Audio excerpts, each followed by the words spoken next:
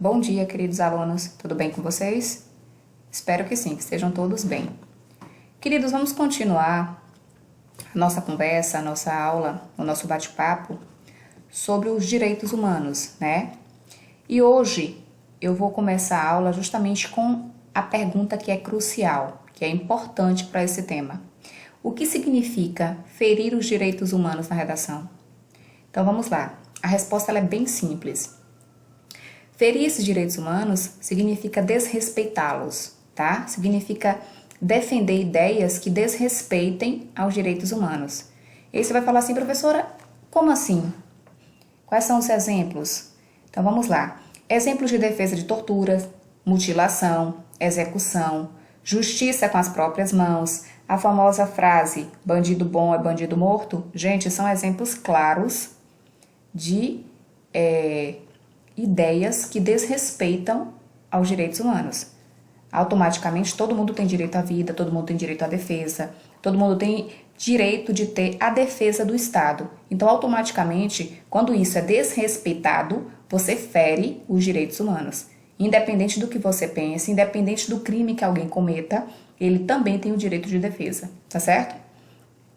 E aí eu coloquei aqui para vocês o seguinte: também ferem os direitos humanos, segundo as regras do Enem, incitação a qualquer tipo de violência motivada por questões de raça, etnia, gênero, credo, condição física, origem geográfica ou socioeconômica e explicação de qualquer forma de discurso de ódio voltado para grupos sociais específicos, como eu falei agora há pouco.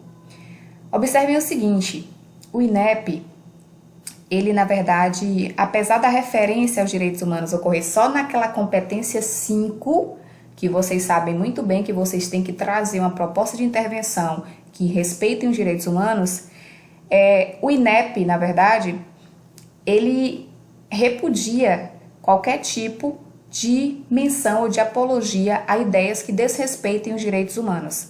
Até 2016, a prova era anulada. Tá? A prova era anulada, a prova do Enem simplesmente era anulada.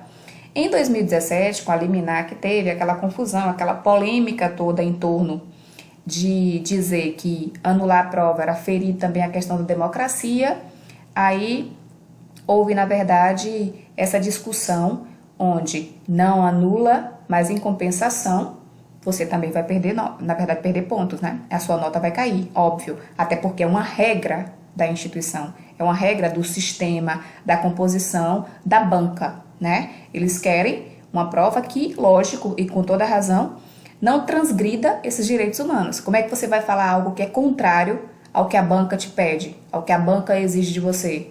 Então, automaticamente, você não vai usar nenhum tipo de argumento, nenhum tipo de ideia que desrespeitem esses direitos humanos. Até por uma questão de coerência, né, gente? Eu coloquei aqui para vocês também frases, né, contra a tolerância religiosa. Foram frases que foram retiradas e divulgadas pelo próprio MEC, que foram das redações do tema de 2016, que eram os caminhos para combater a intolerância religiosa no Brasil. Gente, se o MEC ele pede para você na sua prova caminhos para combater a intolerância religiosa no Brasil, como é que a pessoa vai fazer justamente o contrário? Vai trazer ideias que mostrem, que evidenciem a intolerância religiosa no Brasil.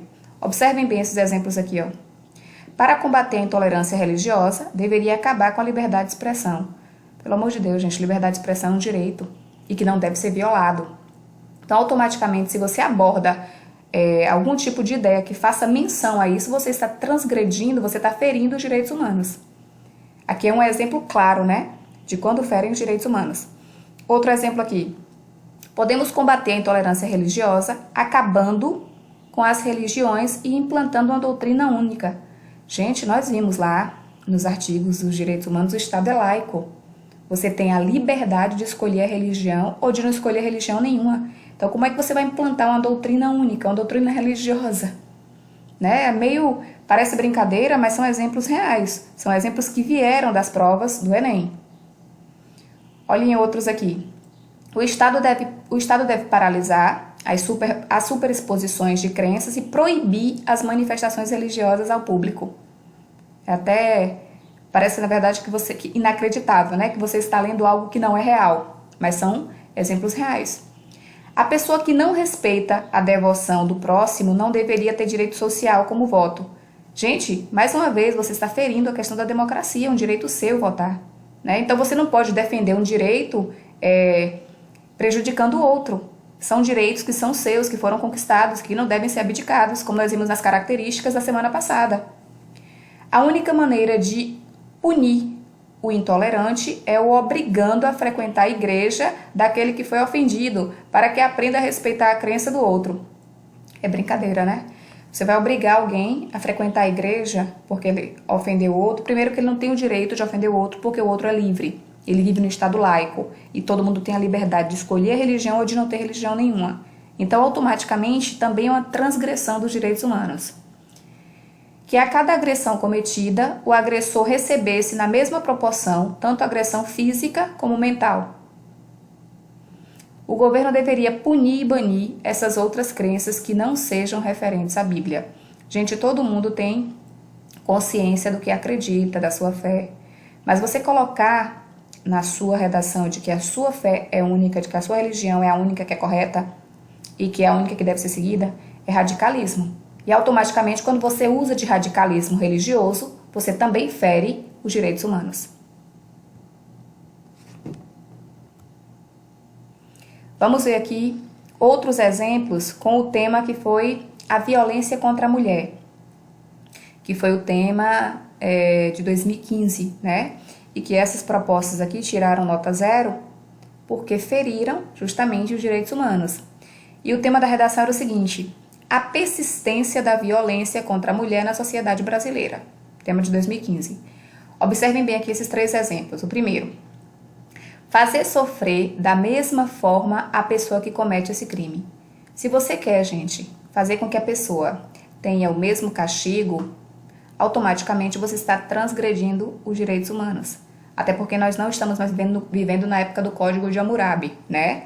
Nós temos, na verdade, leis, nós temos um sistema que o Estado é responsável e que é o único responsável por punir alguém que comete algum tipo de infração, né? Outro: deveria ser feita a mesma coisa com esses marginais. Cuidado, porque observem, além de ter aí a questão do olho por olho, dente por dente, né, de você usar da mesma forma que você foi violentado, você foi, não é nem violentado, que você, na verdade, foi vítima, né, essa é a palavra correta, usar da mesma maneira que você foi vítima, seria, na verdade, uma transgressão, seria mais uma vez ferir os direitos humanos.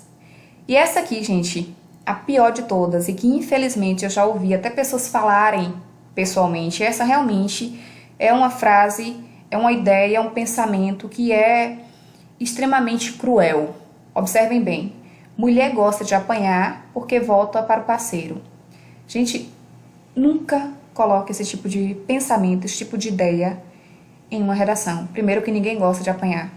Segundo, que ninguém entende quais são as circunstâncias que exigem que aquela mulher continue com aquele parceiro. E terceiro, que infelizmente o próprio sistema ele é dificultoso para que a mulher denuncie e para que essa mulher principalmente tenha a proteção do Estado. Então, você colocar numa redação que mulher gosta de apanhar porque volta para o parceiro, definitivamente é você pedir para que o seu corretor anule a sua prova. Lógico que ainda depois da polêmica pode ser que não anule, mas a competência 5 já vai ser zerada de cara, porque você está ferindo os direitos humanos. Ninguém tem direito a apanhar, ninguém tem direito a sofrer, né? Ninguém tem direito a passar por situações que violentem tanto o psicológico quanto o físico, né? Ninguém tem direito de sofrer nenhum tipo de tortura. Então, automaticamente, você falar que a mulher gosta de apanhar, aí dói. Dói porque, na verdade, foram direitos que foram sofridos para serem conquistados. Não foram direitos que nós sofremos demais para poder conquistar no âmbito dessas décadas, né? Desses centenários aí. Então, a mulher não gosta de apanhar. E você nunca vai colocar isso num texto de redação. E observem também que eu coloquei aqui um nome observação bem grande. Atentem-se para os adjetivos que vocês usam. Porque quando você fala assim, ó, deveria ser feita a mesma coisa com esses marginais. Então, gente, cuidado com os adjetivos, porque assim, alguns adjetivos eles podem soar como depreciativos, né? Eles podem parecer que vocês estão desdenhando. Então, quem comete um crime, eu vou chamar de quê, Pró? De infrator.